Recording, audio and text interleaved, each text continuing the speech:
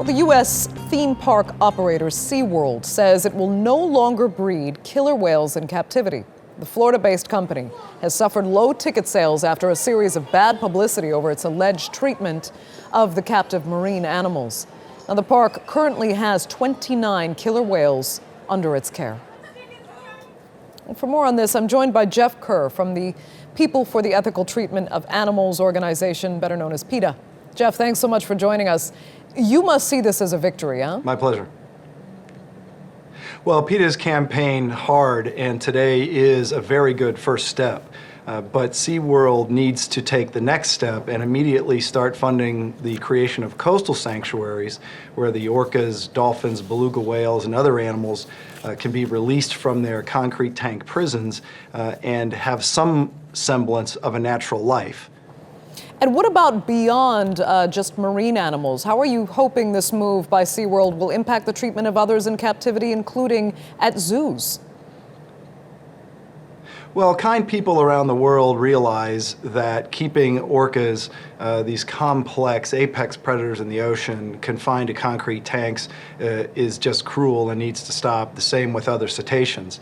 And so certainly people around the world are starting to refuse to go to these parks, and we encourage all kind people to continue to campaign strongly against SeaWorld and the confinement of orcas, dolphins, beluga whales, seals, other animals in these kinds of concrete tanks.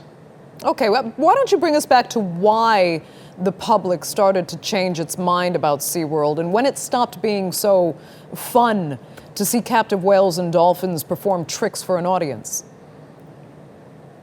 Well, I don't think it ever was fun, certainly not for the orcas, and I think that as we've developed as a society, and the statements today have reflected that, people realize what I just said, that these orcas have no business in these concrete tanks. Orcas are incredibly complex beings. They swim up to 100 miles a day in the open ocean. They have their own families, their own cultures, their own languages, and to confine them in these tanks where they're denied everything that's natural to them is just cruel, and everybody realizes that. And ever since one of the trainers was killed 6 years ago, PETA's lawsuit against SeaWorld in 2011, the movie Blackfish that really exposed a lot of the horrors, all of it together has been part of the groundswell of opposition to keeping orcas confined in this way. Okay, Jeff Kerr, we're going to have to leave it there. Thanks so much for that from Washington.